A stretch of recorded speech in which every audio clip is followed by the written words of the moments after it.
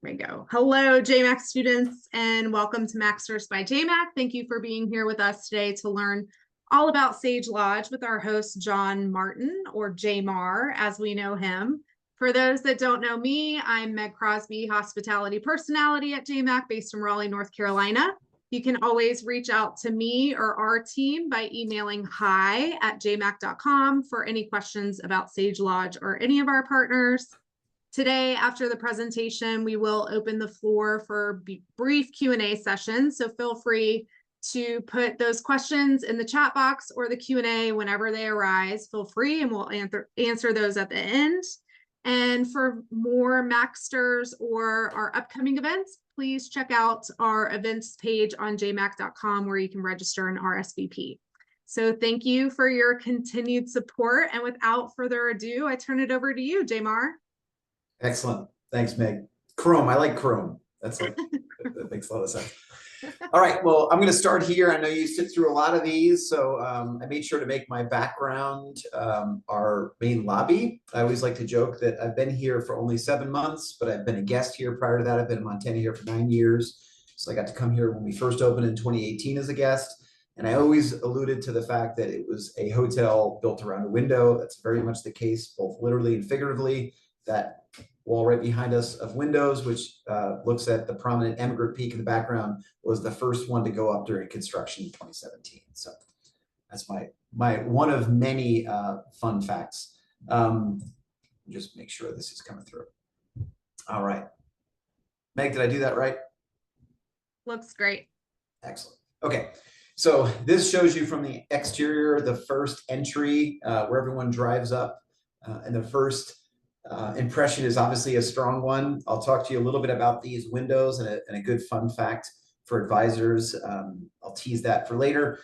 But you can't, I always like to say the most cynical person walking in who's not impressed by anything cannot help walking into this lobby being impressed by this view. Snow tends to stay up there until the first week of July, believe it or not. And no matter what, there's certain years when it's more or less beautiful, but it is always beautiful throughout the year. So a big part of what we have here is obviously amenities we're going to talk to and the things inside and all the different meal periods and all of that. But the key is getting outside and experiencing that, even if you're sitting inside in front of those windows. These fire pits are constantly brimming with s'mores activity every night. Obviously, fly fishing, our ownership also owns Sage fly fishing rods, which is not a coincidence. This being a huge popular fly fishing destination. Whether you've done it for 20 years or never cast a fly rod in your life, that's an important part of that, which I'll talk to in a bit about fly casting lessons and our fly fishing 101 programs. And then who doesn't love a good specialty cocktail on a nice summer day? So those are popular and served by our bartenders to take out there at the patio. Now, obviously, we're a part of the greater Yellowstone ecosystem. Yellowstone was a national park before it was a TV show, but the latter seems to be more popular recently, and it's been a huge push at getting people exposed to this area. In Montana, we don't like to talk about that too much, but it's a very real reality, and it's really exposed us to this.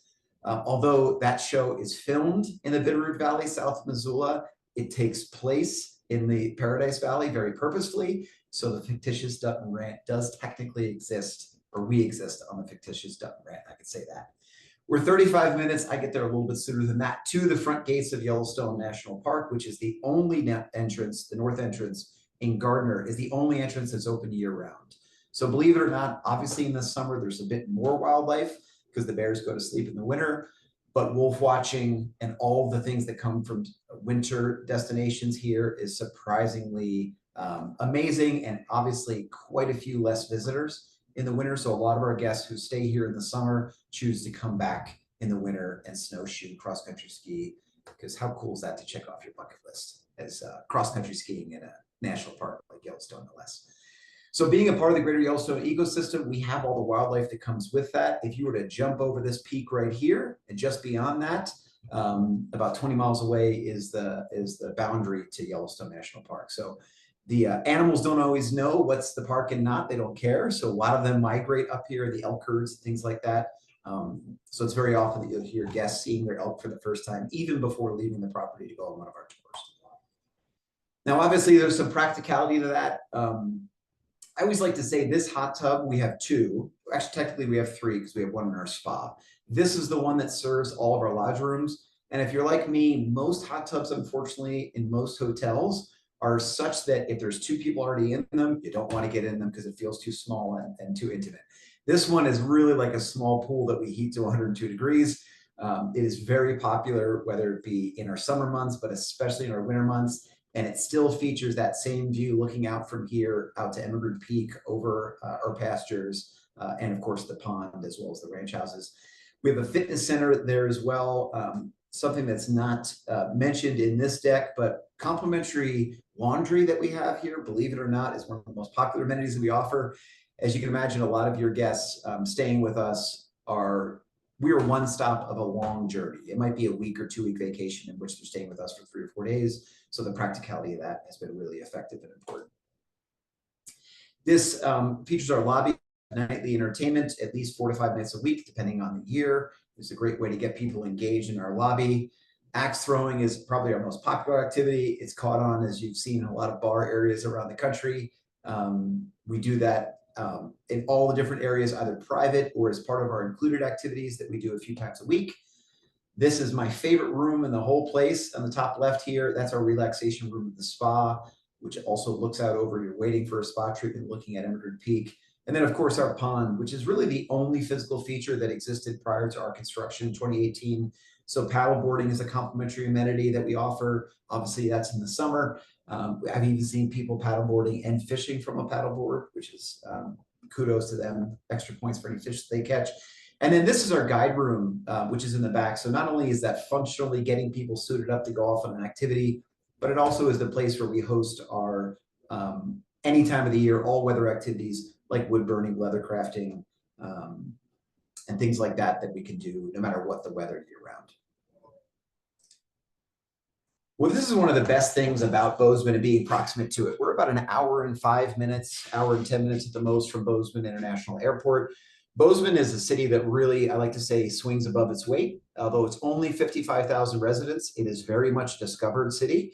Fun fact, in 2023, although we only have 1 million residents and 7 major airports in the state of Montana, Bozeman Airport had 2.4 million enplanements and deplanements throughout the year. So it just tells you how much travel is coming in and out of that airport. And finally, and I know this is a huge deal with your clients, as I know it is for me, oftentimes people will commit to certain vacation spots dependent on direct flights. We get that. And thankfully, a lot of those airlines have listened to that. So whether it's Newark Airport, of course, LAX has been there, but even Burbank, SFO, Dallas has been added. All of those having direct flights has been a huge growth in the last few years that we're amazed by. Functionally, Denver and Salt Lake City, if you don't have a connector or a straight through flight, those are going to be your connecting cities primarily, a little bit of Minneapolis as well. They're still great. A lot of our guests choose to do those as well because there's more availability. Now, obviously, you can't say this area without talking about Yellowstone National Park. As I mentioned, just about 35 minutes away, Gardner being that main entrance. Teddy Roosevelt himself was here, famously pictured on this on a stop-off tour in the early part of the century. It's a very significant one that was affected in the flood back in 2022. That's been back up and running for over a year with the new road, which I would argue is even a better and more scenic road that enters you into Mammoth Hot Springs first, and then you can go off to Lamar Valley as well as Old Faithful, depending on which route. And that's a nice thing too about Yellowstone National Park is unlike a lot of national parks like Glacier, for example, there's multiple different loops that you can go in. We have many different offerings with our adventures team that can take you on those different tours. And oftentimes our guests will go on back-to-back days to see different aspects of the park throughout their stay. Livingston, Montana, you'd be surprised, is a very special, originally a railway town, which is 25 minutes north of us. That's kind of it's far enough away from the park entrance to not just be your knick-knack and t-shirt sales places. It's a very cool town in its own right. Although it started as a railway town, really found its footing as an artist community and writers community, home to Jimmy Buffett, may he rest in peace. John Mayer also lives in the valley. So it's really attracted a lot of high-profile people because of the slower way of life and the fact that they don't really get harassed, as Montanans don't really care about celebrities. They're very kind people. Hot springs are huge as well with the volcanic activity we have. So this is a picture of Yellowstone Hot Springs, my favorite spot, just down the road. We also have Chico Hot Springs, a great property that's 5 minutes away from us. Great places to soak. But let's be honest, oftentimes our guests just want to sit in our hot tub and get drinks from our bar, so they usually don't want to leave property. The Beartooth Highway is about 3 hours away from here. I would argue, along with the Central California coast and going to Sun Road and Glacier National Park, that is the best scenic drive in America. It is kind of the back way into Lamar Valley, into the Yellowstone National Park, and one that clients can really connect with from here. One thing that I'm really excited about is we'll be reopening a property in Red Lodge just on the other side of the Beartooth Highway next year. So another option to connect with your clients is multiple stops. Hiking and fishing is huge. Obviously, this is fishing is a part of our DNA, and fly fishing, not only us and our ownership, that's why guests come here. You can't live in Montana long without having a fly fishing rod. We have 1 mile plus of frontage on the Yellowstone River, the longest undead river in the US. And we're honored to have that. Most of our fishing excursions tend to be float fishes where you're going in a boat with our guides. That is the best way to get into as many fish as possible. And we have options outside the Yellowstone River. I will say if your guests are looking for quieter and a good mix of great fishing, scenic environment, all of those things, the best time of year, in my opinion, is September and early October. Early spring can be good, but runoff for fishing is really tough in June. So most of our fishing excursions end up being about an hour away in the Madison instead of the Yellowstone. And then last but not least, museums and history. If you're a history buff, this is a great, great spot because of the railroad history, of course, the history of the park itself. And that's something, Museum of the Rockies in Bozeman is my favorite museum that I've ever been to. Has the largest collection of dinosaur fossils anywhere in the country. Meg, you yell at me if I'm off pace or anything, or if I'm too slow. And then our accommodations. I love our accommodations. All of our rooms have fireplaces, which they give off some heat, but the ambiance of those is exactly what our guests are asking for when they stay with us. And then these TVs on the rustic wall, the barnwood wall, is one of my favorite design touch points. But let's be honest, people are here to see that view, and all of our rooms look out this way over this pond and Immigrant Peak, with one exception. I mentioned it earlier. A good cheat code is all of our king bedded rooms look at Immigrant. They all look south. The only 4 rooms that look north are only 4 double queen rooms. So any guest that books a double queen room is going to look north. It's still beautiful. The valley is an amazing view, but it's not the view that they're seeing most often. The good news is all of our king bedded rooms do come with sofa pullouts. So quite often our guests will choose to be on those, especially with children, and have that view as opposed to being in a double queen. So just something that's worth noting for your clients. And so in our main room, we have our main lodge, we have those 2 Paradise Kings, the one which I was just showing, which are really, let's call them studio suites. And then we have a really a good jump to our 4-bedroom ranch houses. And these are truly amazing for multi-gen. Weddings all use them. Even corporate events will use them as well. So kind of an interesting development of these. When we first opened, these were sold as independent 4 guest rooms with a combined shared public space. During 2020, as COVID pandemic started, there was obviously a lack of comfortability in people sharing public spaces, but the best part of it is it also came with the demand of larger families wanting places that they can go and relax for a week as a family. And so that demand replaced that hesitation, and we've been selling them as full units ever since. Our guests love these. They have individual parking in front of them. So one of the aspects that I think is so strong with those is that high profile guests that don't want to walk through a lobby every time they come back to the room absolutely love these. And we have quite a few that, of course, I can't tell you their names, but we can play 20 questions that you could guess. They continue to come back to these because they love the secluded private nature of these. They all face in different ways, so they're not intrusive on each other, but there'll be a map here in a few slides, but they all wrap around that pond. So guests can take one of our complimentary fly fishing rods and just walk out to the pond and cast a few before dinner, which we see so often. So over 2,700 square feet, really abundant. We even have a loft that's not shown here that has a rower and bench and dumbbell weight set. So it really is kind of all immersive. You can stay there as much as you want. We even have, although there's a full kitchen, our guests don't use that quite often. We will bring in private chefs from our team to execute a meal there. Even over Thanksgiving, for example, we're doing drop-off reheat meals so that families can enjoy their own private area for Thanksgiving, because I think that's a big part of the demand that we see for that holiday, especially.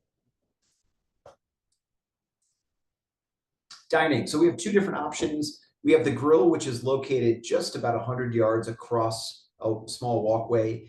Has one of my favorite views that's not at Emigrant Peak, looking out over the riparian zone of the Yellowstone River and then north throughout the rest of the valley. That is our dinner-only restaurant, which is open Wednesday through Sunday in the summer, and for the rest of the year, Thursday through Sunday. It is a great additional option. We do rosé hour at about 4 o'clock in the summer nights, where people can go over and enjoy a glass of rosé complimentary, and then that often rolls into them enjoying lunch or more cocktail or dinner or more cocktails there as we go into the dinner period. I'm really excited about our chef who came on board, Anthony McCary, who came to us from most recently overseas now I'm forgetting the property who's at. But anyway, he's really looking to get back to centering that around our open wood-fired grill and focusing all of our menu around that. So smoking being a part of that, whether it's meats or vegetables, and bringing it back to its original intention. So I'm excited for our soft rebrand that we'll be doing in the first few weeks of December and rolling that out for 2025. And then in our fireside room, that is our breakfast, lunch, and dinner restaurant. It's also our main highest volume bar, which sits right off our main lobby. It actually shares that double-sided fireplace that you can actually see behind me here in my background picture. And so that's a very functional restaurant, but it also caters and walks out to the patio that goes out to the lawn, that goes out to that pond that you see. So it's an amazing restaurant that in the summer months, you'll see that we might have 7 or 8 tables on a given lunch period, and all of them are outside. And then obviously it rolls back inside primarily in our winter months.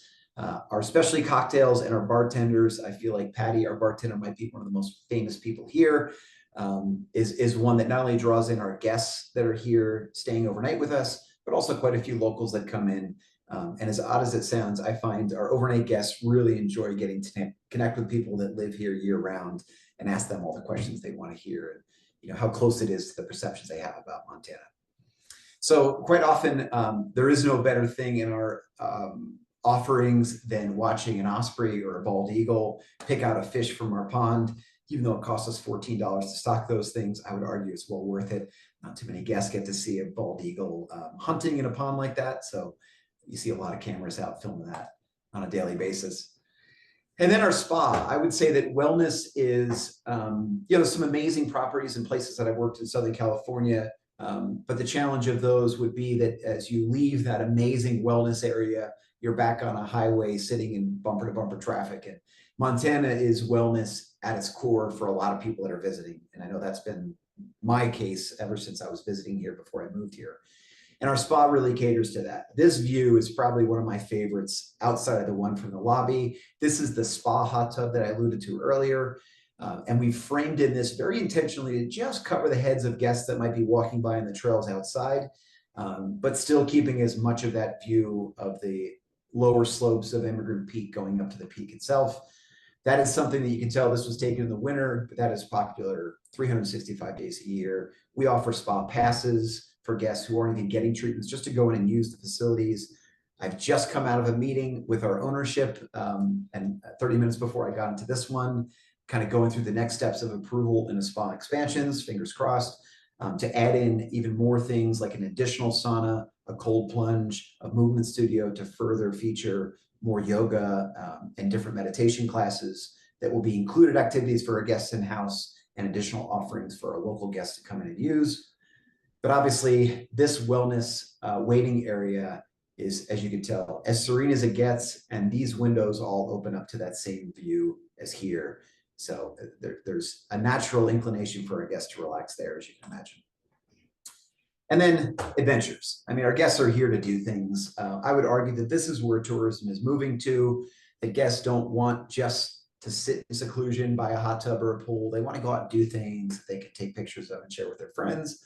Fly fishing be at the top of that, whether, like I said earlier, you've never done it before or you've done it in Patagonia. You're going to want to get out and fly fish with our guides. And our guides are as excited at getting somebody on their first fish as they are at taking somebody who's fished all over the world onto something that we're really proud of in this area. Hiking both on property, we have a really great 4.5 mile loop that I enjoy after work sometimes, that we have complimentary mountain bikes to ride that too. But hiking it not only here on property, there's also some great hikes that you can do unguided in the area that we turn guests onto. Pine Creek up to the waterfall being my favorite by far. And then Yellowstone Park tours I talked to earlier. Gold panning is one that we started this year, not only because it's fun, and you'd be surprised at how addictive that can get. At guests of all ages, I've seen 70-year-olds with their grandkids out there doing it. As I like to say, a friend of mine says a lot, it's very rare in today's day and age that you're just where your hands are in your experience and not distracted by all the tons of devices we have.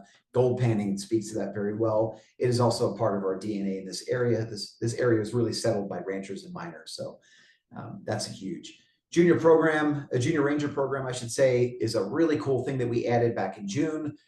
We have certified junior ranger pins that we give out upon completion of their workbook. There is no more pride that you see in this lobby than a young child bringing that book up to get their pin at the front desk. And then, of course, yoga, stand-up paddle boards. I won't go through all those. We've kind of listed those off already. And then a lot of people ask, what can you do in the winter? Dog sledding, snowshoeing, cross-country skiing, all of those are available in Yellowstone Park, which I would argue really enhances that, because you're not just going on a snowshoeing adventure, you're walking around in Yellowstone National Park. I went snowshoeing last January. Our trip got cut short because there was a bull elk sitting under a tree next to the trail. There is no cooler reason to turn around on a snowshoe adventure than that, in my opinion. And then we still do axe throwing and guided stargazing. We have a local doctor, a PhD from MSU in Bozeman, who comes out to do this for us once a week. One of the challenges of winters or summer as opposed to winter is quite often with our truly dark, dark skies, not getting truly blacked out and seeing stars until 11 o'clock or later, believe it or not, with our late sunsets. Is guests can stay in Montana in a summer week and never see a true Montana sky. That's obviously not the case in the winter. It's the opposite. So winter stargazing, although it's cold, sit in front of the fire pit is the coolest thing, I think, in the winter. Weddings, we have a lot of facilities that you can see around here in those other 4 pictures, but let's be honest, the reason people book weddings with us is this backdrop in the ceremony site. This is right out past the last ranch house. We do archways out here if the guest requires, and then they're just, the backdrop of that Emigrant Peak is amazing. This one that you see to the right, this is actually our lobby. We do quite a bit of wedding buyouts where the whole property is exclusive to that bride and groom. That's a great way in the winter of taking advantage of that view without any of the concerns about weather. So we have a couple of those coming up this winter. We already have 7 buyouts booked for 2025, believe it or not.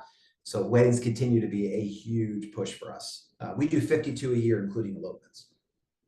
And then last but not least, we have, this is the map that just gives you a good overrun of how everything is laid out to give you some sense of how that works. Main arrival being here in the front drive.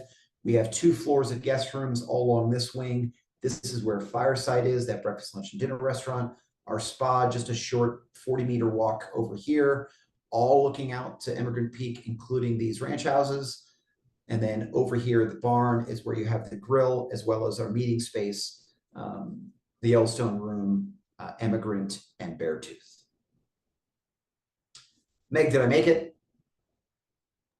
You did great. Okay, I made it in time. Good. Perfect. Thank you. I see there's some questions, but I didn't. Yeah, no worries. We'll get to those now. Thank you so much. And just a reminder, you guys, John is general manager for the property. So not only is he leading the team, he's also there welcoming your guests too. There is also Elle who works on the team as well. So the best way to reach the team there is by the J.MAK email address, which I'm going to go ahead and put in the chat box right now. So that goes to everyone that needs to know about your booking. So please reach out to John and the team for any upcoming requests.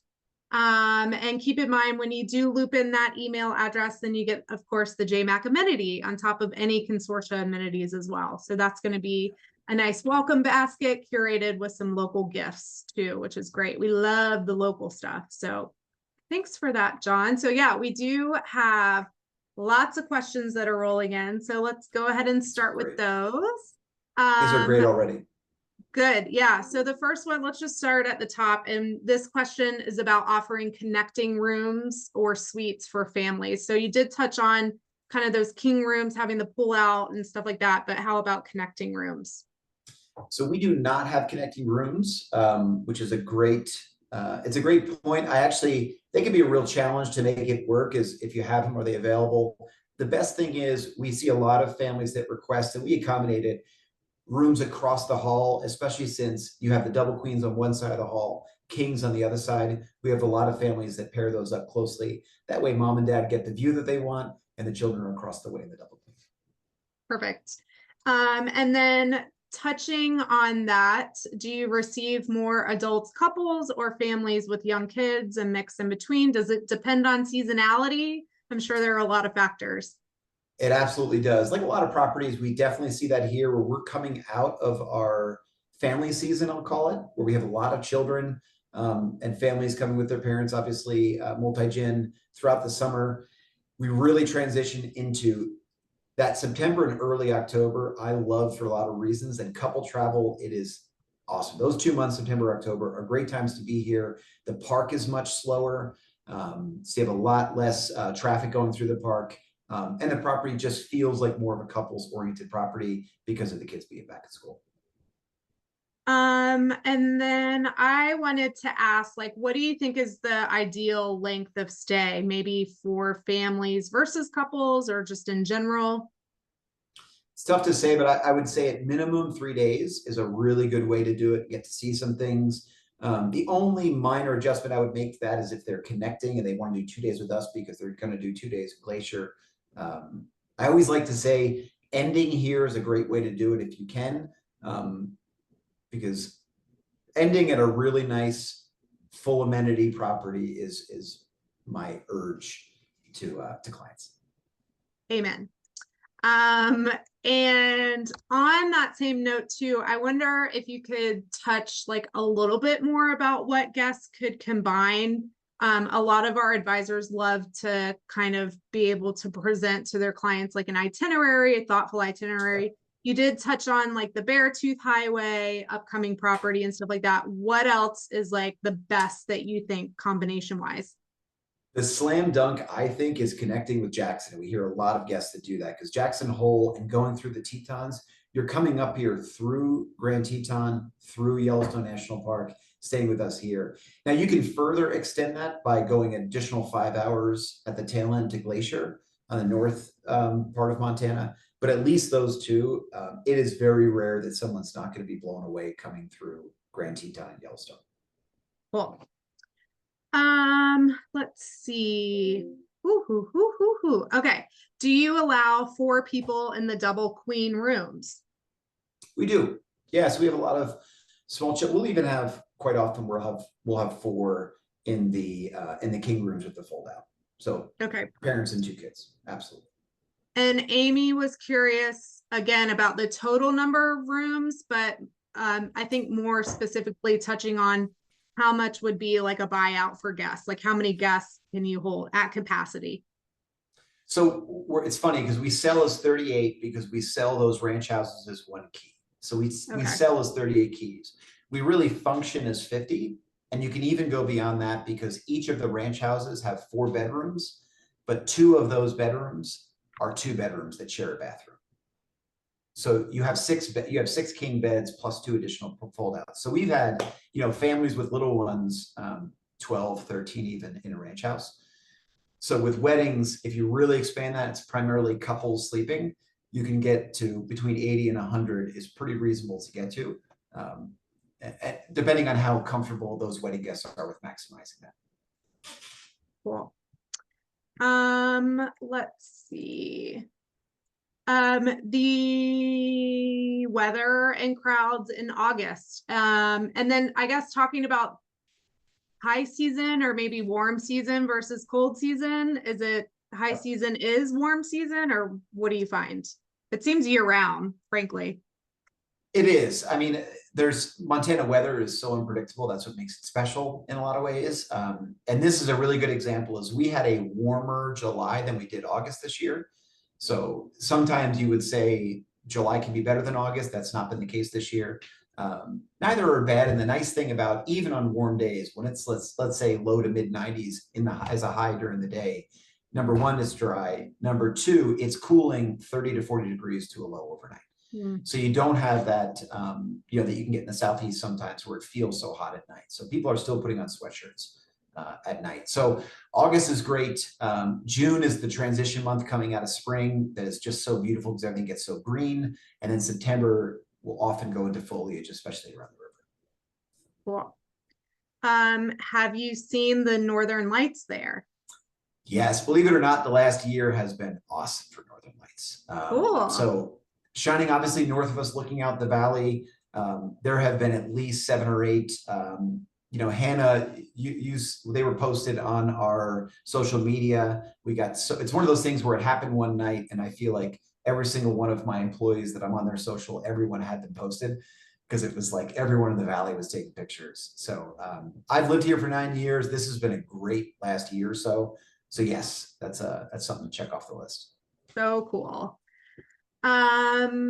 Let's see about accessibility of the resort as to surrounding activities. Do you always recommend for guests to have a car, or can you help them get to activities?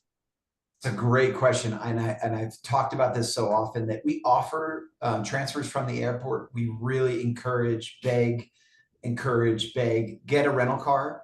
Do it early, just because you have more options. Uber does not exist in this valley. We are out in the middle of nowhere in the best way possible. So people just have more options, and they always feel way more fluid when they have their own rental car. So I encourage them to do that.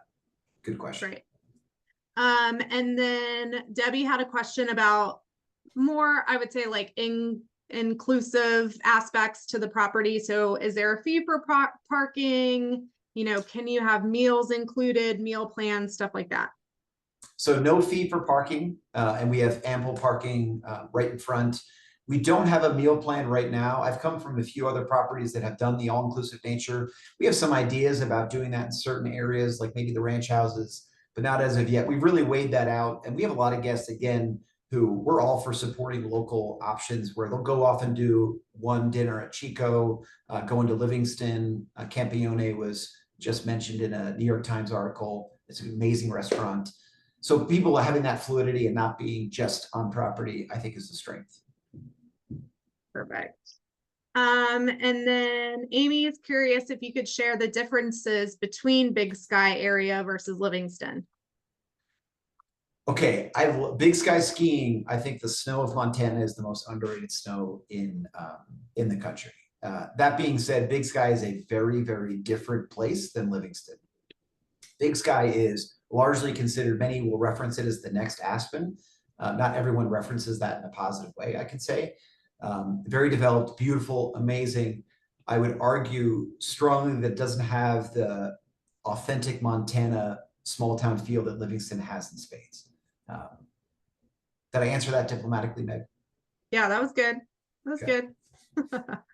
Beautiful skiing, amazing, challenging skiing, but Livingston is a much more authentic experience. Perfect. Okay, I think we got through those questions. Actually, that was nicely done, unscathed. Excellent. I would say. Excellent. So well done. Don't worry, everyone. John and team will be following up with you via email, as will I. I'll be able to send you guys the copy of the recording. Keep in mind too that you can always visit any previous recordings and this recording eventually on our YouTube channel. Just type in J.MAK Hospitality and that will pop up. But like I said, John and team will be in touch via email to you guys with the pitch deck, you know, some fun photos and stuff like that. So you can go ahead and start blasting out to your clients. You already have me thinking about Thanksgiving dinner now, John. I'm excited about that. I'm excited too. It sounds lovely. So thank you so much, everyone, for joining. And John, thank you so much for your time. Thank you all. Appreciate your time.